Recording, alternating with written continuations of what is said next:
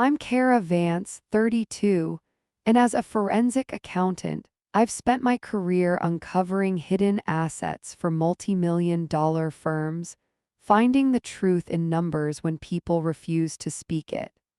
I sat in my idling SUV, the engine humming a low vibration through the steering wheel that traveled all the way up my tense forearms. Rain smeared the city lights into blurry streaks across my windshield, but my vision was crystal clear. My phone buzzed on the passenger seat, lighting up the dark cabin with a harsh artificial glow. I glanced over and saw the name Julian flash across the screen. My heart did a painful stutter step in my chest before settling into a heavy, anxious rhythm. I picked up the device, my thumb hovering over the notification. "I'm stuck at work," the text read, followed by a sad face emoji that felt like a mockery. "Merger talks are dragging on. Don't wait up, babe, love you." I read the words once. I read them twice. Then I looked up through the rain-slicked glass of my windshield at the towering steel structure across the street. I was parked directly opposite the Miller Sands building, where my husband had worked as a senior consultant for 5 years. I counted the floors up to the 14th level. I knew exactly where his corner office was. I knew exactly which window belonged to him. It was pitch black. In fact, the entire 14th floor was devoid of light, save for the faint red glow of the emergency exit signs. A cold sensation washed over me, starting at the base of my neck and trickling down my spine like ice water. My stomach churned, a violent physical rejection of the lie I was staring at. If I were a normal wife, I might have called him immediately. I might have screamed, demanded to know where he really was, or driven home to cry into my pillow while waiting for him to stumble through the door with a rehearsed apology. But I wasn't just a wife. I was a woman who made a living finding the discrepancies in perfect narratives. I didn't panic when the numbers didn't add up. I dug deeper. I looked at the dark window again, then back at the glowing lie in my hand. I didn't reply. Instead, I unlocked my phone and switched apps, my fingers moving with the precise practiced speed I used during an audit. I bypassed the text messages and went straight to our banking app. We had a joint account for household expenses, but we kept our personal credit cards separate, or so he thought. 3 years ago, when we were refinancing the house, I had linked all our accounts to a master financial dashboard to track our net worth. He had forgotten about the dashboard. I hadn't. I watched the loading circle spin, my breath catching in my throat. I needed data. I needed a trail. The screen refreshed, displaying the latest transactions. My eyes scanned the lines, ignoring the mundane charges for gas and coffee. And then I saw it. A pending transaction, timestamped 45 minutes ago. It wasn't a charge for a late-night office delivery service. It wasn't a vending machine purchase. It was a pre-authorization hold for $75 at the Velvet Oak. My breath hissed out between my teeth. The Velvet Oak wasn't an office cafeteria. It was a dimly lit, high-end bistro on the other side of town, known for its intimate booths and expensive wine list. It was the kind of place you took a client you were trying to woo or a woman you were trying to hide. I felt the shift happen inside me then. The heartbreak was there, heavy and suffocating, but it was being rapidly overtaken by a cold, calculating fury. I wasn't going to go home to an empty bed. I wasn't going to sit there and wonder. I put the car in drive and pulled away from the curb, the tires splashing through the puddles. I knew where the money was going. Now I was going to see exactly what he was buying with it. I gripped the steering wheel so hard my knuckles turned the color of old bone. The wipers slashed back and forth, fighting a losing battle against the deluge. but I didn't need to see the road clearly to know where I was going. My internal GPS was locked onto the coordinates of betrayal. Every mile that passed between the darkened office building and the upscale district of River Heights tightened the screw in my chest. I merged onto the highway, the tires hissing on the wet asphalt. My mind, usually a neatly organized filing cabinet of spreadsheets and risk assessments, was a chaotic storm of memories. I remembered the last time we came to this part of town. It was for our anniversary 2 years ago. Julian had held my hand across the table, his blue eyes crinkling at the corners, and told me I was the only investment that ever really mattered. He had lied then, too. I knew that now. In my line of work, you learn that fraud isn't an event, it's a process. It starts with a small omission, a rounding error, a misplaced receipt. Then it grows. It compounds like interest until the debt becomes too big to hide. Tonight was the audit. I exited the highway, the upscale boutiques and gas-lit streets of River Heights blurring past my window. My phone sat silent on the passenger seat, a black mirror reflecting the streetlights. I didn't call him. I didn't text back. Silence is a powerful tactical weapon. It makes the guilty nervous. It makes them wonder if you know. I turned the final corner, and the familiar facade of the Velvet Oak came into view. It was a beautiful building, all dark wood and ivy, glowing with an inviting warmth that felt nauseatingly deceptive. My heart began to hammer against my ribs, a frantic, erratic rhythm that felt like a trapped bird beating its wings against a cage. I felt bile rise in my throat. I swallowed it down, forcing the forensic accountant to take the wheel from the heartbroken wife. I needed to be cold. I needed to be precise. I pulled into the valet line, the cobblestones slick with rain. And then I saw it. Parked right out front, in the VIP spot usually reserved for high rollers and regulars, was a sleek silver sedan. I didn't need to check the license plate. I knew the scratch on the rear bumper from when he backed into the garage door last winter. I knew the specific tint of the windows. It was Julian's car. The sight of it hit me with the force of a physical blow. Seeing the digital transaction was one thing. Seeing the 2 tons of metal and glass sitting there was another. It was undeniable proof. He wasn't at a merger meeting. He wasn't working late. He was here. I put the SUV in park, my hands trembling as I killed the engine. The valet approached, holding a large black umbrella, his face masked in professional indifference. I took a deep breath, inhaling the scent of rain and exhaust, trying to steady the tremors in my fingers. I checked my reflection in the rearview mirror. My face was pale, my eyes wide and dark, but my lipstick was perfect. I looked like a woman meeting her husband for dinner. I looked like a woman who belonged here. I opened the door and stepped out, accepting the valet's umbrella with a tight nod. "Welcome to the Velvet Oak, ma'am," he said, handing me a ticket. I took it, my fingers brushing against the damp paper.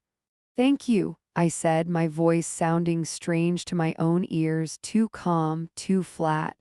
I walked toward the heavy oak doors, my heels clicking on the stone steps. Each step felt heavy, as if I were wading through deep water. I reached for the brass handle.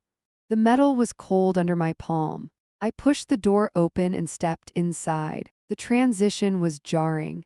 The noise of the rain vanished, replaced by the soft murmur of conversation and the clinking of silverware. The air was warm and thick, bathed in amber light that cast long, dramatic shadows across the foyer. The scent hit me instantly. Lavender, expensive red wine, truffle oil. It was a rich, intoxicating perfume that usually signaled celebration and romance.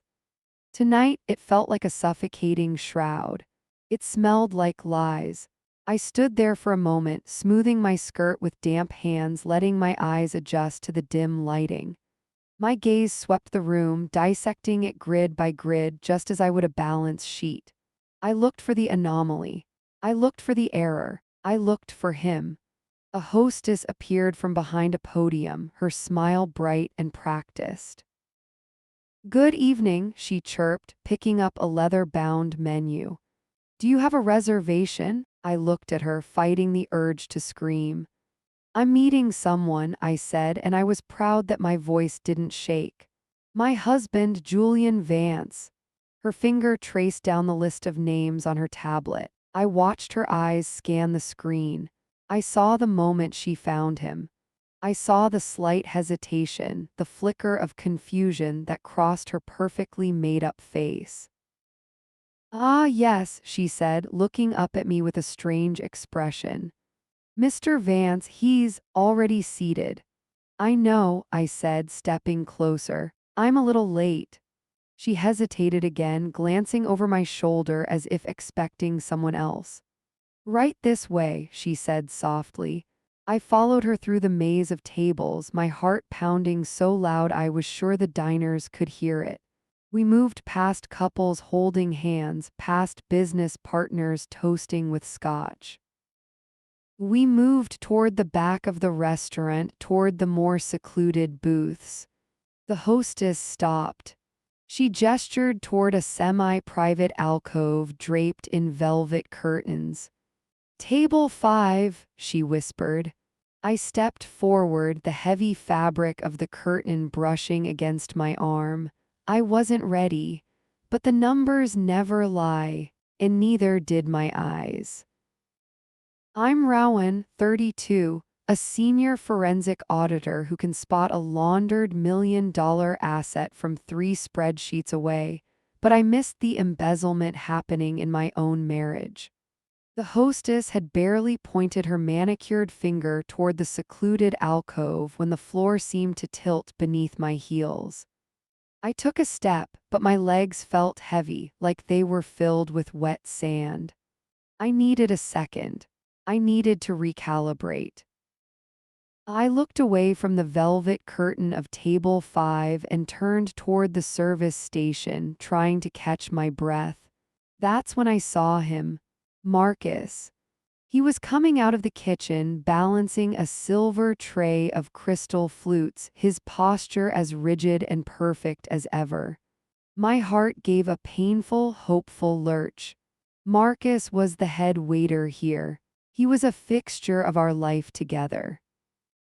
He had served us on our 3rd anniversary, when Julian ordered the vintage Cabernet that cost more than my car payment. He had been there for our 4th, when we laughed so loud over dessert that the table next to us complained. He had been there 5 months ago for my birthday. He knew us. He knew me. For a split second, I felt a wave of relief crash over me. If Marcus was here, this had to be a misunderstanding. Maybe Julian was here for business. Maybe the romantic setting was just because it was the only table available. Marcus would tell me. Marcus would look at me with that warm, familiar recognition and ask if I wanted my usual sparkling water with a twist of lime. I stepped into his path, my hand trembling as I reached out to touch the sleeve of his jacket. "Marcus," I breathed out, my voice tight. He stopped, pivoting on his heel with practiced grace. He looked at me. His eyes were warm, brown, and completely void of recognition. There was no spark of familiarity. There was no "Mrs. Vance, wonderful to see you again." There was only the polite, detached mask of high-end service. "Good evening, miss," he said, his smile wide and unsuspecting. "Can I help you find your party?" I stared at him, the silence stretching between us like a rubber band about to snap. The lighting was dim, yes. My hair was damp from the rain, yes. But we had spent hours at his tables over the last 5 years. How could he look right through me? "I'm looking for Julian," I stammered, my confidence shattering. "Mr. Vance, has he arrived yet?" I braced myself for him to correct me. I waited for him to say, "Oh, Mrs. Vance, I didn't recognize you in this light." Instead, Marcus's smile widened, becoming enthusiastic, conspiratorial. "Ah, yes, Mr. Vance," he said, nodding vigorously. "You're joining the celebration?" I blinked. "Celebration." "He arrived about 20 minutes ago," Marcus said, gesturing toward the very alcove the hostess had pointed out. "He wanted everything perfect before she got here, but they're both seated now."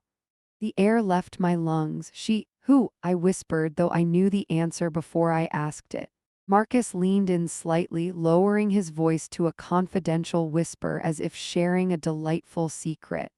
"His fiancée," he said. The word hit me like a physical slap to the face. My vision blurred at the edges. Fiancée. Not mistress, not girlfriend, fiancé.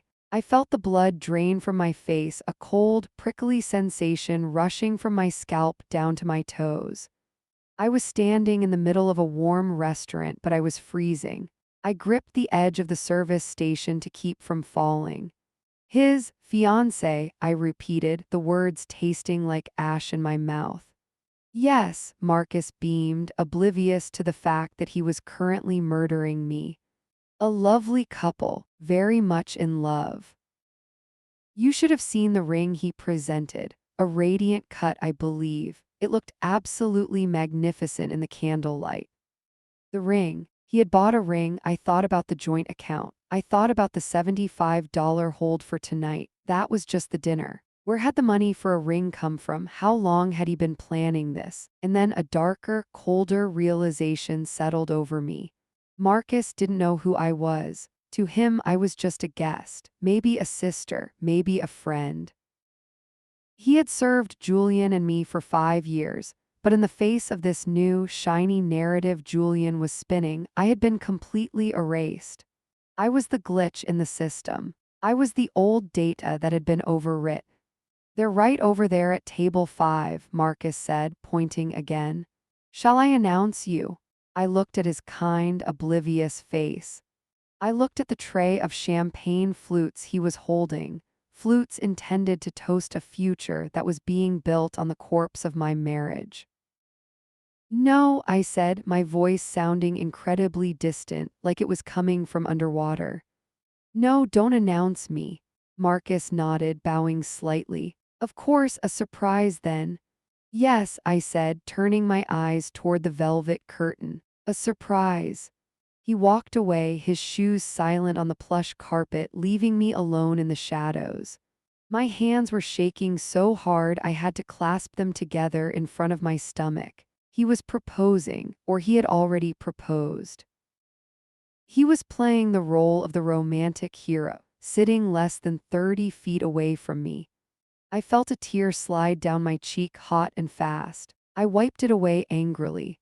I wasn't going to cry, not here, not now. I was a forensic auditor. I dealt in facts. I dealt in evidence. And I had just been handed the most damning piece of evidence of my life. Marcus thought I was a guest at the engagement party. He was about to find out I was the demolition crew. I straightened my spine. I smoothed my damp skirt. I took a deep breath, inhaling the scent of truffle oil and betrayal. I walked toward table 5. I'm Rowan, 32, a senior forensic auditor who can spot a laundered $1 million asset from 3 spreadsheets away, but I missed the embezzlement happening in my own marriage. I reached for the brass handle of the restaurant door. The metal was cold under my palm, a stark contrast to the burning sensation in my chest. I pushed the door open and stepped inside. The transition was jarring. The noise of the rain vanished, replaced immediately by the soft murmur of conversation and the clinking of heavy silverware. The air was warm and thick, bathed in amber light that cast long, dramatic shadows across the foyer. The scent hit me instantly. Lavender, expensive red wine, truffle oil.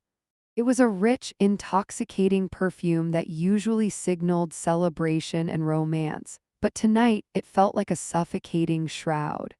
It smelled like lies. I stood there for a moment, smoothing my skirt with damp hands, letting my eyes adjust to the dim, romantic lighting. My gaze swept the room, dissecting it grid by grid just as I would a compromised balance sheet. I looked for the anomaly. I looked for the error. I looked for him. A hostess appeared from behind a podium, her smile bright and practiced. "Good evening," she chirped, picking up a leather-bound menu. "Do you have a reservation?" I looked at her, fighting the urge to scream. "I'm meeting someone," I said, and I was proud that my voice didn't shake. "My husband, Julian Vance." Her finger traced down the list of names on her tablet. I watched her eyes scan the screen. I saw the moment she found him. I saw the slight hesitation, the flicker of confusion that crossed her perfectly made-up face. "Ah, yes," she said, looking up at me with a strange expression. "Mr. Vance, he's already seated." "I know," I said, stepping closer. "I'm a little late." She hesitated again, glancing over my shoulder as if expecting someone else. "Right this way," she said softly. I followed her through the maze of tables, my heart pounding so loud I was sure the diners could hear it. We moved past couples holding hands, past business partners toasting with scotch. We moved toward the back of the restaurant, toward the more secluded booths. The hostess stopped. She gestured toward a semi-private alcove draped in velvet curtains. "Table 5, she whispered. I stepped forward, the heavy fabric of the curtain brushing against my arm. I wasn't ready. But the numbers never lie. And neither did my eyes. I needed a second. I needed to recalibrate. I looked away from the velvet curtain of table 5 and turned toward the service station, trying to catch my breath. That's when I saw him. Marcus. He was coming out of the kitchen, balancing a silver tray of crystal flutes, his posture as rigid and perfect as ever. My heart gave a painful, hopeful lurch. Marcus was the head waiter here. He was a fixture of our life together. He had served us on our 3rd anniversary, when Julian ordered the vintage Cabernet that cost more than my car payment. He had been there for our 4th, when we laughed so loud over dessert that the table next to us complained. He had been there 5 months ago for my birthday. He knew us. He knew me. For a split second, I felt a wave of relief crash over me. If Marcus was here, this had to be a misunderstanding. Maybe Julian was here for business. Maybe the romantic setting was just because it was the only table available. Marcus would tell me. Marcus would look at me with that warm, familiar recognition and ask if I wanted my usual sparkling water with a twist of lime. I stepped into his path, my hand trembling as I reached out to touch the sleeve of his jacket. "Marcus," I breathed out, my voice tight. He stopped, pivoting on his heel with practiced grace. He looked at me. His eyes were warm, brown, and completely void of recognition. There was no spark of familiarity. There was no "Mrs. Vance, wonderful to see you again." There was only the polite, detached mask of high-end service. "Good evening, miss," he said, his smile wide and unsuspecting. "Can I help you find your party?" I stared at him, the silence stretching between us like a rubber band about to snap. The lighting was dim, yes. My hair was damp from the rain, yes. But we had spent hours at his tables over the last 5 years. How could he look right through me? "I'm looking for Julian," I stammered, my confidence shattering. "Mr. Vance, has he arrived yet?" I braced myself for him to correct me. I waited for him to say, "Oh, Mrs. Vance, I didn't recognize you in this light." Instead, Marcus's smile widened, becoming enthusiastic, conspiratorial. "Ah, yes, Mr. Vance," he said, nodding vigorously. "You're joining the celebration?" I blinked. "Celebration?" "He arrived about 20 minutes ago," Marcus said, gesturing toward the very alcove the hostess had pointed out. "He wanted everything perfect before she got here, but they're both seated now." The air left my lungs. "Who?" I whispered, though I knew the answer before I asked it. Marcus leaned in slightly, lowering his voice to a confidential whisper as if sharing a delightful secret. His fiancée, he said. The word hit me like a physical slap to the face. My vision blurred at the edges. Fiancé, not mistress, not girlfriend, fiancé. I felt the blood drain from my face, a cold, prickly sensation rushing from my scalp down to my toes. I was standing in the middle of a warm restaurant, but I was freezing. I gripped the edge of the service station to keep from falling. His fiancé, I repeated, the words tasting like ash in my mouth. Yes, Marcus beamed, oblivious to the fact that he was currently murdering me. A lovely couple. Very much in love. You should have seen the ring he presented, a radiant cut, I believe. It looked absolutely magnificent in the candlelight. The ring. He had bought a ring. I thought about the joint account. I thought about the $75 hold for tonight. That was just the dinner. Where had the money for a ring come from? How long had he been planning this? And then a darker, colder realization settled over me. Marcus didn't know who I was. To him, I was just a guest. Maybe a sister. Maybe a friend. He had served Julian and me for 5 years, but in the face of this new, shiny narrative Julian was spinning, I had been completely erased. I was the glitch in the system. I was the old data that had been overwritten. They're right over there at table 5, Marcus said, pointing again. Shall I announce you? I looked at his kind, oblivious face. I looked at the tray of champagne flutes he was holding, flutes intended to toast a future that was being built on the corpse of my marriage. No, I said, my voice sounding incredibly distant, like it was coming from underwater. No, don't announce me.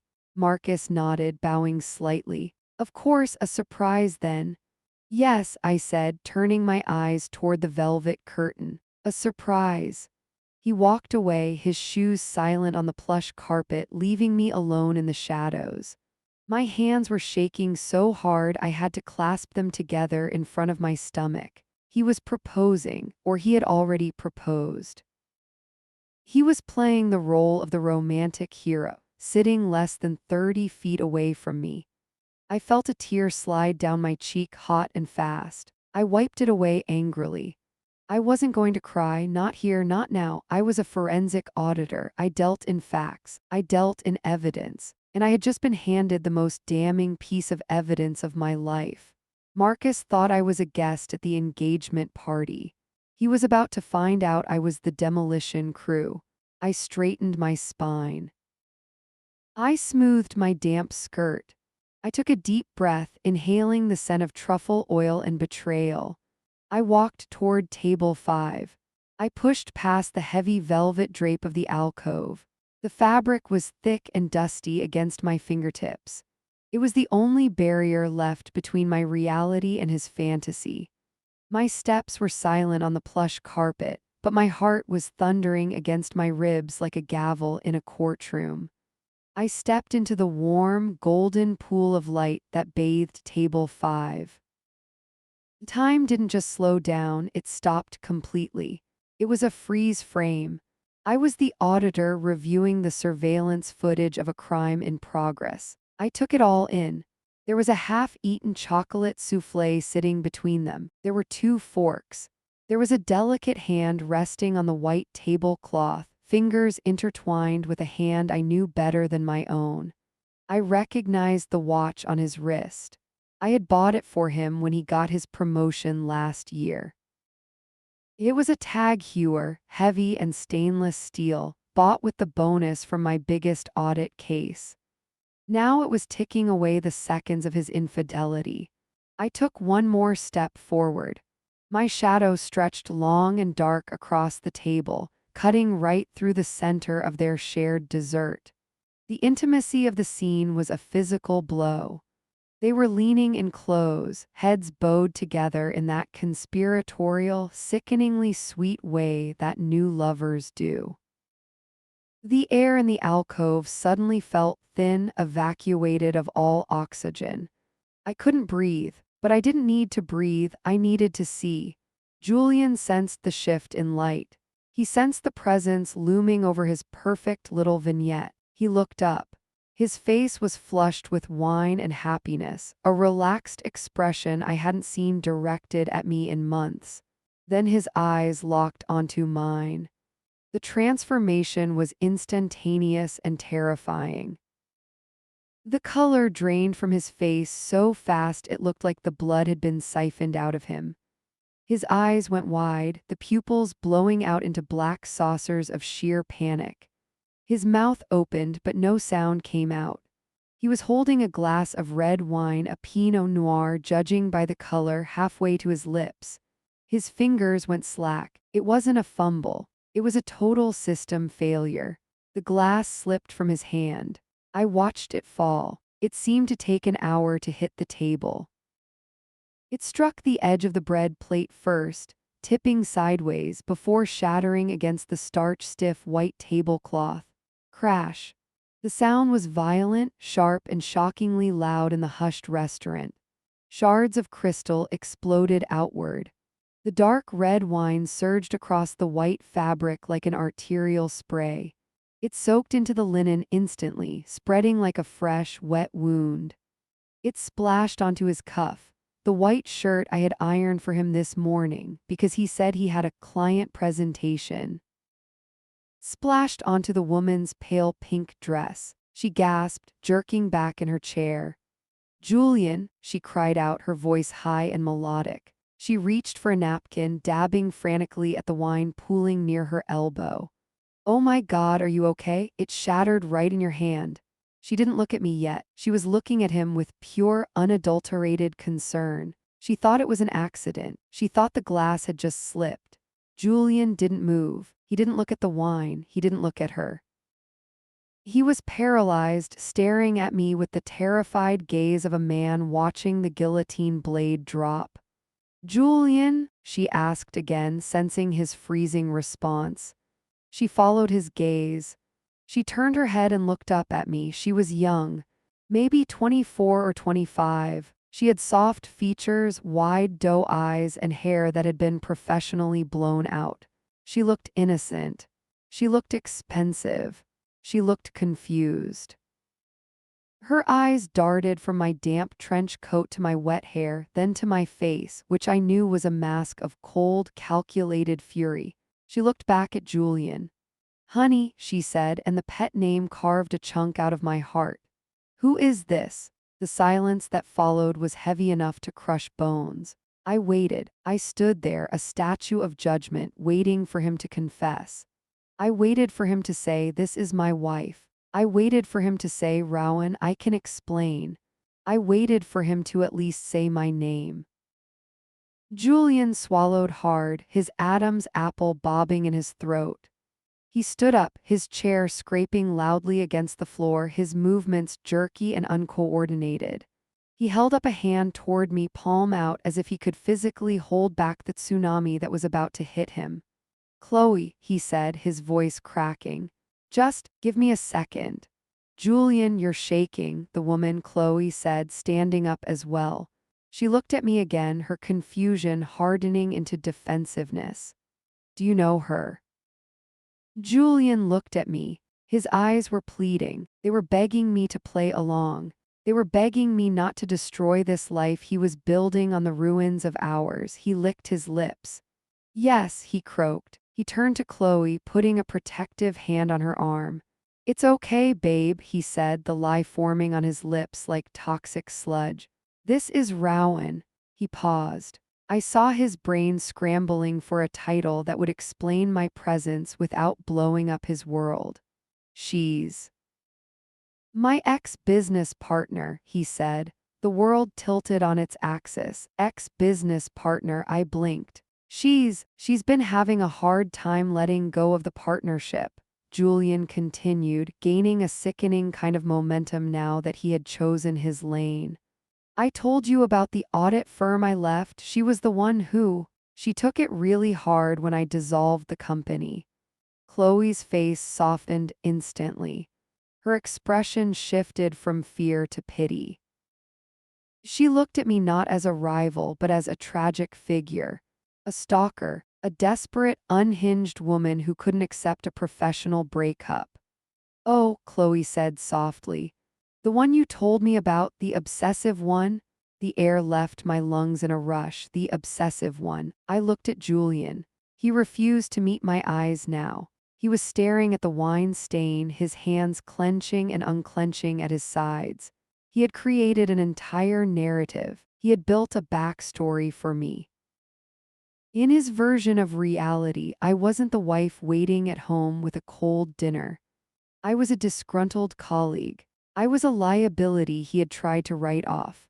I felt something bubbling in my throat. It started in my chest, a hot, jagged pressure that clawed its way up my esophagus. It wasn't a scream. It wasn't a sob. It was a laugh. A hysterical, dark, terrifying laugh at the sheer, unmitigated audacity of this man. I had audited Fortune 500 companies. I had uncovered fraud rings that spanned 3 continents. I had sent men to prison for changing a decimal point. But this was the boldest, sloppiest, most insulting fabrication I had ever encountered.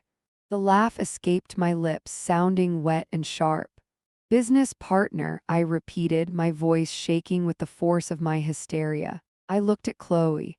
I looked at the ring on her finger. I looked at the wine dripping off the table like blood.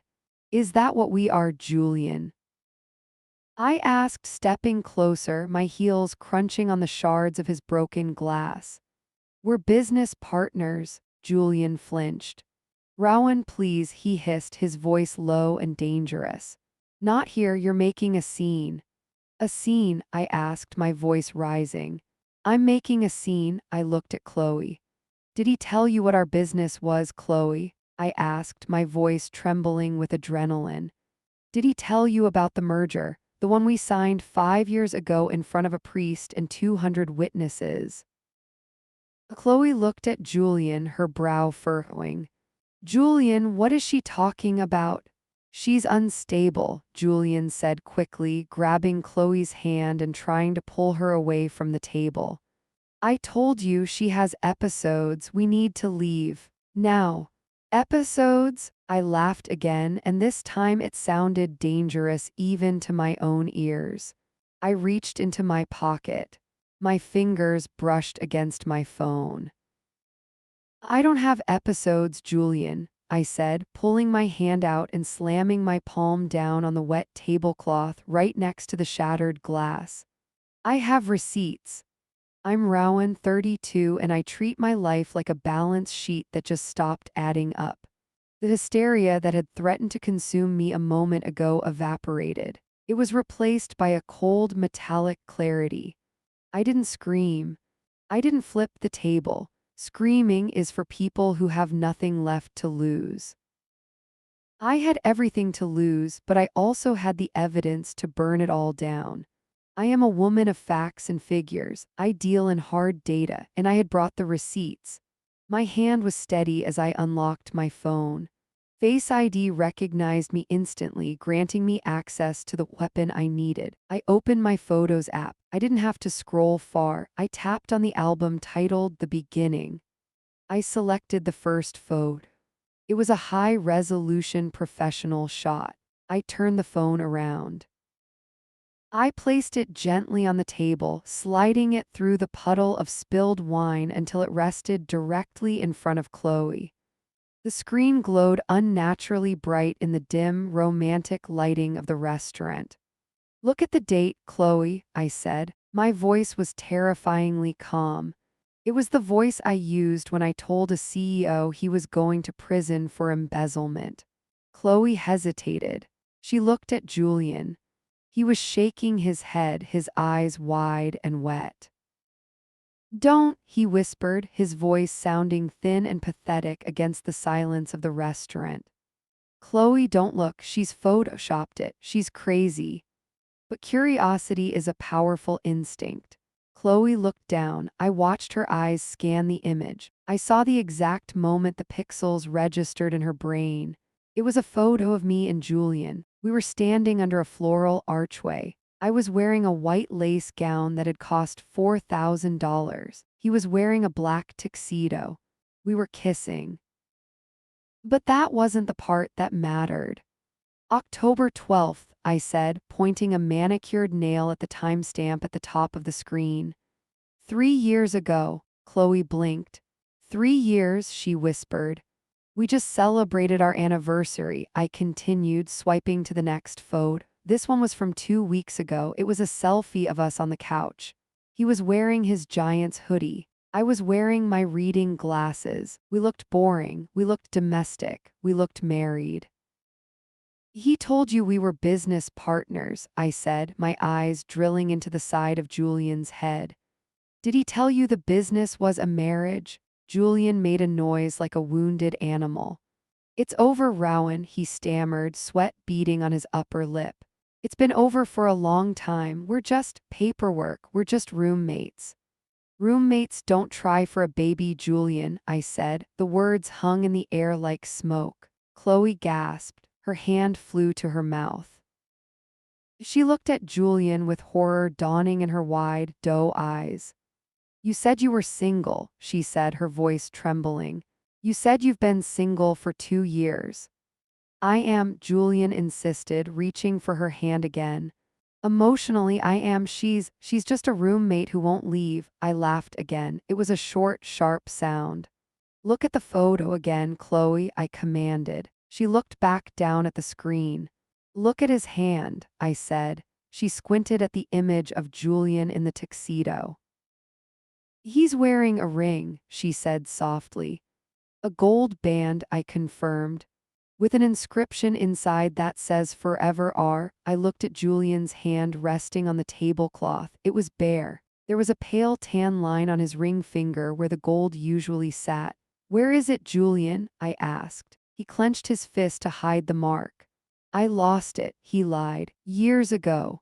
You had it on this morning, I said. I watched you put it on while you drank your coffee.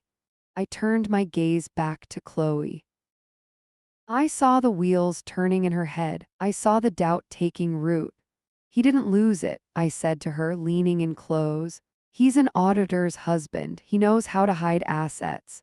I pointed to the right pocket of his suit jacket, the same jacket he wore to weddings and funerals. Check his pocket, I said. Julian flinched. His hand twitched toward his side, instinctively protecting the evidence.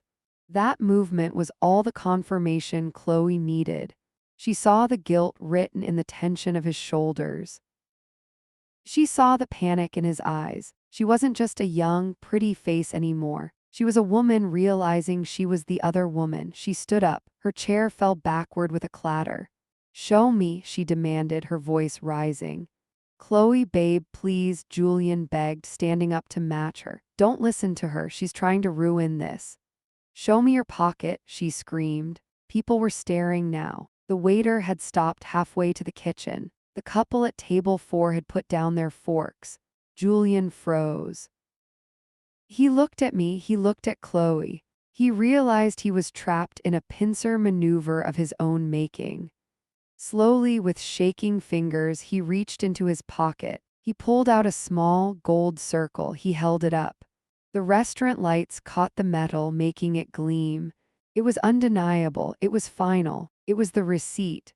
I crossed my arms over my chest, feeling a grim, cold satisfaction settle in my gut. Audit complete, I whispered. I'm Rowan, 32, and I just realized my marriage wasn't a partnership. It was a long con for a credit score. The gold band sat in Julian's palm like a heavy, guilty secret.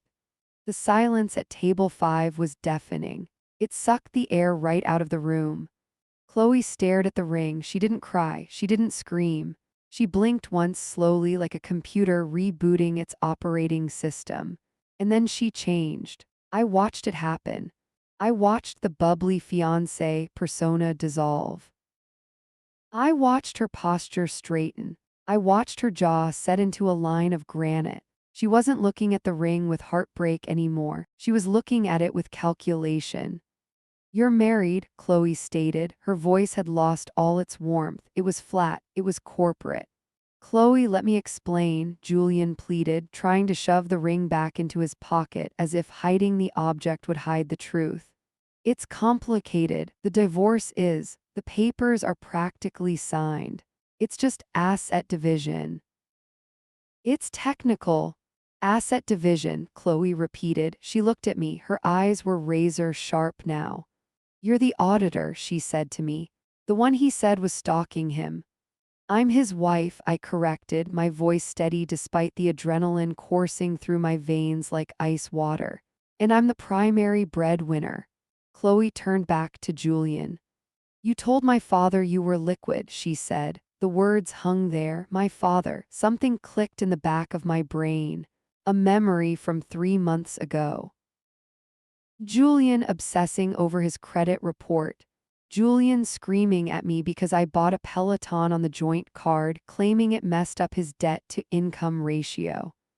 I need the score above 800, Rowan. It has to be perfect for the investors. I looked at Chloe, really looked at her. The bag on the chair wasn't just a designer knockoff, it was a limited edition Birkin. The bracelet on her wrist was Cartier. Who is your father? I asked. Chloe didn't look at me. She kept her eyes laser focused on Julian, who was currently sweating through his dress shirt. Marcus Sterling, she said. My stomach dropped. Marcus Sterling. Sterling Real Estate Holdings, the biggest commercial developer in the state.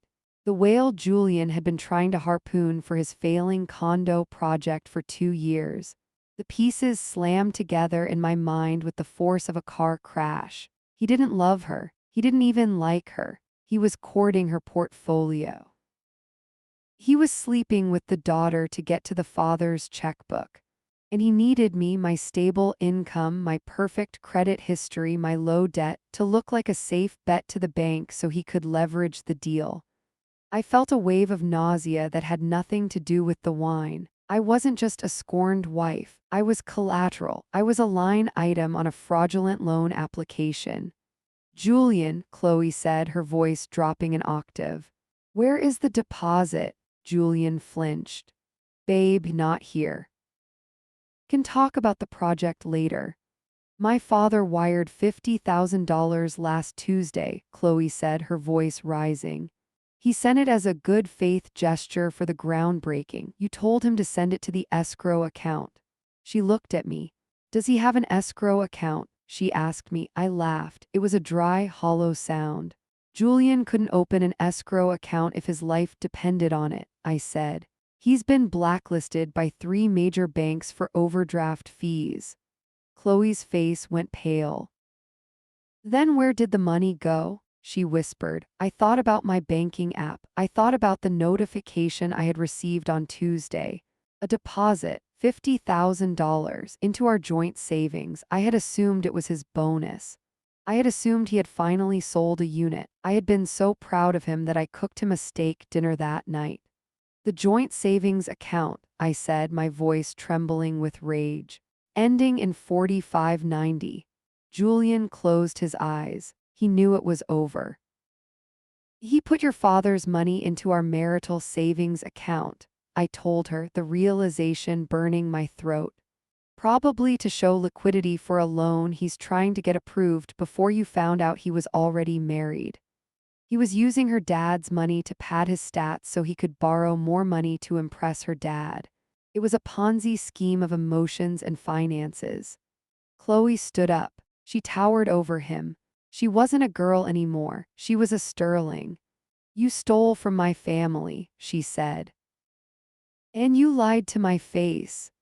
I was going to pay it back, Julian whined, reaching for her arm. Once the project funded, I was going to move it. Chloe, I love you. This was for us. Don't touch me, she hissed. She looked down at her left hand, at the diamond ring sparkling there. A ring that I realized with a sick twist of irony was probably bought on a credit card under my name. She pulled it off her finger. It came off with a harsh tug. I hope your wife has a good lawyer, Chloe said, her voice shaking with fury. Because my father has an army of them. She held the ring up. Julian reached for it, his eyes wide and desperate. Chloe, wait. She didn't wait. She looked at the table. She looked at the chocolate souffle that had just been delivered to table 5, the dessert meant to celebrate their engagement. With a flick of her wrist, she tossed the diamond ring. It arched through the air. It landed with a soft plop right in the center of the souffle. The heavy ring sank instantly into the hot, gooey center, disappearing beneath a crust of powdered sugar. Eat it, Chloe spat. She grabbed her Birkin. She turned on her heel. She walked out of the restaurant without looking back. I stood there staring at my husband. He was staring at the souffle. He looked like a man who was trying to decide if he had enough dignity left to dig a diamond out of a dessert with his bare hands. I checked the balance sheet in my head. Assets, 0. Liabilities, Julian. Equity, gone. I pulled out the chair opposite him, Chloe's chair, and sat down. I crossed my legs. I smoothed my skirt. Well, I said, watching him tremble, I think we need to discuss the audit.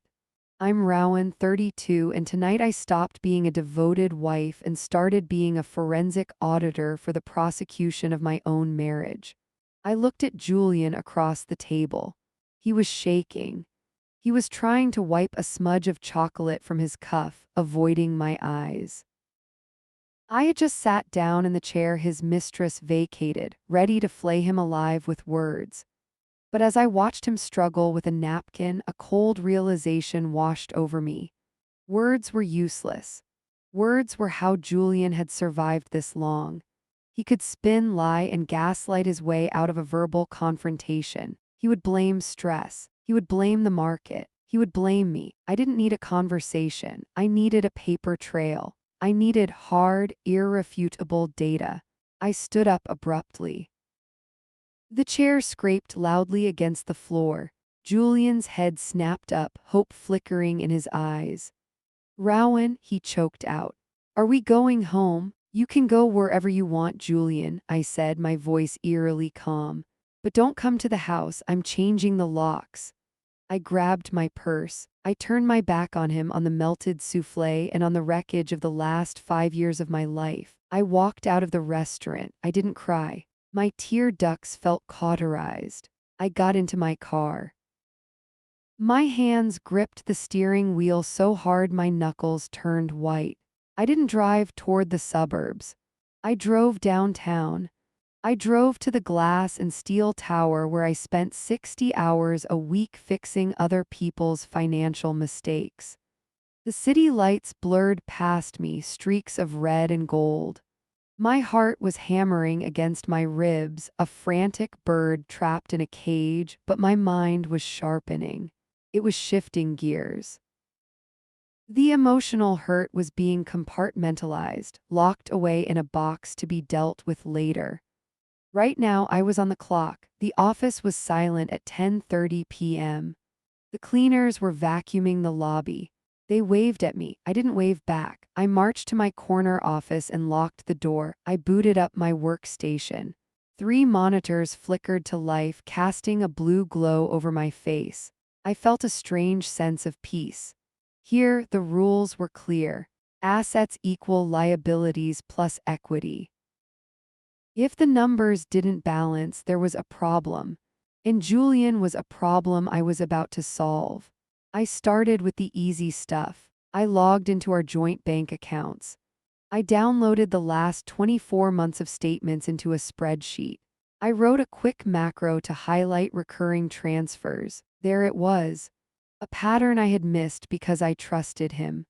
Every second Friday, a transfer of $800 to a PayPal account labeled J Consulting. I had assumed it was for his freelance business expenses. I traced the PayPal account. I linked it to a debit card. I pulled the transaction history for that card. Sephora, Lululemon, the Ritz-Carlton Spa. My stomach twisted. He wasn't buying software or office supplies. He was funding Chloe's lifestyle with my paycheck. I felt a physical blow to my gut, sharp and nauseating. I had been bringing leftovers to work for 6 months to save for a down payment on a house. Meanwhile, he was buying her $300 face creams with money I earned sweating over tax returns. But I knew there was more. Julian was sloppy, but he wasn't stupid enough to use only the joint checking for the big stuff. I needed his private files. I knew his passwords. He was a creature of habit. He used the name of his first dog and the year he graduated college. It took me 2 tries to crack his personal cloud drive. I found a folder nested 3 layers deep. It was labeled Fantasy League 2023. I opened it. It wasn't football stats, it was a lease agreement, a luxury apartment in the Marina District. Rent $4,200 a month. Tenant Chloe Sterling, guarantor Julian Miller. He had signed a legal document putting us on the hook for $50,000 a year in rent for his mistress. I printed the lease. The printer whirred in the silence. Zip, zip, zip. The sound of evidence piling up. I kept digging. The rage was a cold fire in my belly now, fueling my focus. I pulled my credit report. I refreshed the page. My score had dropped 40 points. Why? A new inquiry. A new line of credit opened last week. Limit $30,000. Balance $28,500. I clicked on the details. The card had been mailed to a P.O. box I didn't recognize. The charges were singular, one transaction. Tiffany & Co. I closed my eyes. The ring. The ring she threw in the souffle. He bought it with a credit card he opened in my name. He stole my identity to propose to another woman. I let out a laugh that sounded like glass breaking. It was so audacious it was almost impressive. Almost. Then I remembered the $50,000, Chloe's father's money. I went back to the joint savings. The deposit was there on Tuesday, but where was it now? I tracked the outbound transfer. It went to an offshore trading platform unregulated by the SEC. I logged into his email to find the account confirmation. I found it. He had dumped the entire $50,000 into a speculative crypto coin that had crashed yesterday morning. The balance was currently $4,300. He had vaporized $45,000 of Marcus Sterling's money in less than 48 hours. This wasn't just bad investing. This was criminal negligence. This was theft. He had taken funds designated for a real estate escrow and gambled them away. I sat back in my ergonomic chair. It was 4:00 a.m. My eyes were burning, my coffee was cold. On the desk in front of me sat a stack of paper 3 inches thick. Identity theft, wire fraud, embezzlement, adultery, I had it all. I had the dates. I had the IP addresses. I had the signatures. I picked up the stack of papers. It felt heavy. It felt like justice. I wasn't just going to divorce him. I was going to dismantle him. I picked up my phone. I dialed the number of the most vicious divorce attorney in the city. I knew he wouldn't answer at 4:00 a.m., but I wanted to leave a voicemail. I wanted to be first in line when his office opened. "This is Rowan Miller," I said to the recording, my voice steady and hard as diamond. "I have a complex case involving securities fraud and marital asset dissipation. I don't want a settlement. I want a scorched earth campaign." I hung up. I looked out the window at the city waking up below me. The sun was just starting to bleed into the horizon. A new day. A new life. I grabbed a red pen from my desk cup. I pulled the top sheet of the pile, the printout of the Tiffany receipt. Across the total in jagged, angry letters, I wrote one word: declined. I'm Rowan, 32, and holding the manila folder that would effectively end my husband's life as he knew it felt heavier than my wedding bouquet ever did. The sun was just cresting over the manicured hedges of our subdivision. It was a pale, watery light. It offered no warmth. I pulled my SUV into the driveway, the tires crunching loudly on the gravel. I didn't turn off the engine immediately. I sat there for a moment, gripping the leather wheel, watching the figure on my front porch. Julian. He was sitting on the top step, knees pulled to his chest.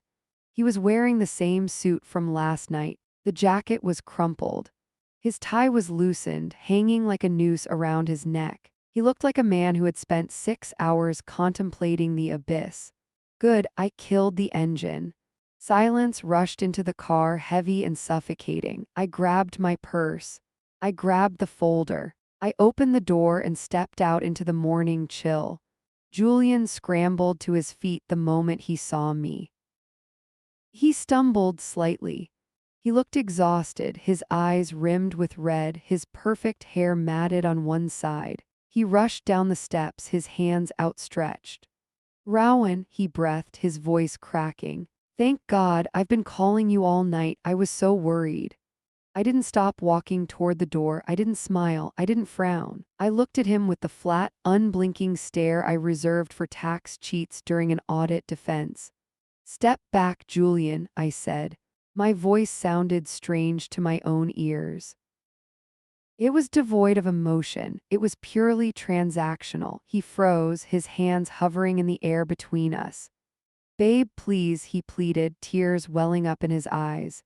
You have to let me explain. It's not what it looked like. The ring, it was an investment piece. Chloe she's a client, a high net worth lead. I was trying to close a deal. The lie was so lazy it was almost insulting. He wasn't even trying to be clever anymore. He was flailing. I stopped at the bottom of the porch steps. I looked up at him. A client you signed a lease with? I asked. His mouth opened then closed. A client whose father's money you stole to gamble on crypto? I continued, my tone conversational. His face went gray. It was the color of old ash. How? He whispered. How do you know that? I didn't answer. I lifted the manila folder. I held it out to him. This is for you. He took it, his hands shaking so badly the papers inside rustled. What is this? Open it. He flipped the folder open. I watched his eyes scan the top document. It was a notification from our bank. I froze everything, Julian, I said, listing the items off on my fingers. Joint checking, joint savings, the investment portfolio, the home equity line. You don't have access to a single penny. He looked up, panic flaring. Rowan, you can't do that. I have margin calls. I have. Turn the page, I commanded. He turned the page. I watched the blood drain completely from his face. He looked like a corpse standing upright. It was a printout of an email. Timestamp 5:45 a.m. Recipient, the Board of Directors, Miller and Vance Wealth Management. Subject, formal report of securities fraud and embezzlement, Julian Miller. You sent this, he choked out. Rowan, tell me you didn't send this. I attached the ledger, I said calmly. I attached the transaction history showing the transfer of Marcus Sterling's funds into your private crypto wallet. I attached the realized loss statement. I took a step closer, watching him crumble. I also CC'd Marcus Sterling's legal team. He dropped the folder. Papers spilled across the porch steps like dead leaves. He grabbed his hair, pulling at the roots. You ruined me, he screamed, his voice rising to a hysterical pitch. You destroyed my career. I'll go to jail, Rowan. Do you understand? They'll put me in federal prison. You did that to yourself, I said. I just balanced the books. He lunged at me. It was a desperate, animalistic movement. He reached for my arm, his fingers clawing at the fabric of my blazer. You have to retract it, he shouted, spit flying from his lips. Call them, tell them it was a mistake, fix this. I didn't flinch. I stepped back smoothly, avoiding his grasp. He stumbled forward, catching himself on the railing. I looked at him with clinical detachment. I didn't see my husband. I didn't see the man I vowed to love. I saw a liability. I saw a bad debt that needed to be written off. Do not touch me, I said, my voice dropping an octave, and do not enter this house. It's my house too, he wailed. Not anymore, I said. I changed the locks an hour ago while you were crying on the porch. My brother is inside. He has a baseball bat, and he knows about the Tiffany credit card. Julian looked at the closed door. He looked at the scattered papers. He looked at me. The fight went out of him. He slumped against the railing, sliding down until he was sitting in the dirt. He was weeping now, ugly, heaving sobs. "Where am I supposed to go?" he whimpered. "I have no money, I have no car keys, I have nowhere." I stepped over the papers. I put my key in the new lock. It turned with a satisfying heavy click. I opened the door. I looked back at him one last time. "You have a lease in the Marina District," I said. "I suggest you start walking." I stepped inside. I closed the door. I locked it. And for the first time in 24 hours, I took a breath. I'm Rowan, 32, and holding the pen that will legally extinguish my marriage feels less like signing a document and more like diffusing a bomb that has been ticking for 6 years. I sat at the kitchen island of my new apartment. It was nothing like the house I had shared with Julian. That house had been a mausoleum of gray velvet and cold marble, a stage set designed to impress people we didn't even like. This apartment was different. It was smaller. It was warmer. The countertops were butcher block, smelling faintly of lemon oil and beeswax. The morning sun blasted through the floor-to-ceiling windows, illuminating dust motes dancing in the air. There were no shadows here. There was nowhere for a liar to hide. I took a sip of my coffee. It was hot, black, and bitter. It tasted like reality. 6 months. That's how long it had been since I stood on that porch and watched my life implode. In the grand scheme of legal battles, it was a sprint. Usually, divorces involving assets this complex drag on for years. But Julian didn't have a leg to stand on. He barely had a floor to stand on. My shark of a lawyer, the one I had left a voicemail for at 4:00 a.m. that fateful morning, had been ruthless. He had taken the evidence I compiled, the credit card statements, the crypto transfers, the Tiffany receipt, and he had bludgeoned Julian's defense team with it. I looked at the stack of documents in front of me. The final decree of dissolution. It looked so sterile, just black ink on white paper. It didn't capture the sheer violence of the last half year. It didn't show the forensic accountants tearing through Julian's shell companies. It didn't show the look on Chloe's face when she realized her rich fiancé was actually an unemployed fraudster facing federal charges. That had been a particularly sweet moment. She had dropped him faster than the crypto market crashed. I didn't even have to sue her for the ring. She mailed it to my lawyer's office in a padded envelope with no return address. We sold it. The proceeds paid for the moving truck and the deposit on this place. Poetic justice. My phone buzzed on the counter, vibrating against the wood. I glanced at the screen. Marcus Sterling, the waiter from the bistro. The man who had inadvertently pulled the pin on the grenade by asking if Julian was at table 5. We kept in touch. He had been a star witness regarding the misappropriation of his investment funds. I unlocked the phone. There was a photo attached to his text. "Guess who I just saw at the food court?" The caption read. I tapped the photo to enlarge it. I felt a strange sensation in my chest. It wasn't anger, it wasn't love, it was pity, cold and distant. The man in the photo was Julian. But he looked deflated. He was wearing a polyester uniform polo, a size too big, with a name tag that crookedly read trainee. He was standing behind the counter of a pretzel shop, handing a cinnamon twist to a teenager. His hair, once his pride and joy, looked thinning and dull under the harsh fluorescent mall lighting. He looked tired. He looked like a man who was working a minimum wage job to scrape together restitution payments while waiting for a judge to decide if he was going to prison.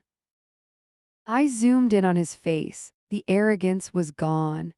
The smirk that used to make me feel small was gone. He looked like a ghost haunting a shopping mall, I replied to Marcus, looks like he finally found a portfolio he can manage. I set the phone down. I didn't feel triumphant. I just felt done. I felt light. I looked back at the papers. The house was sold. The new owners were a nice young couple who didn't know about the screaming matches or the secret credit cards.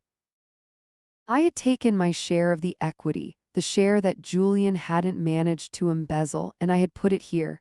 In this apartment, in my name, solely. I picked up the pen. It was a heavy black Mont Blanc. I had bought it for myself yesterday. It was the first luxury item I had purchased in years that I didn't feel guilty about.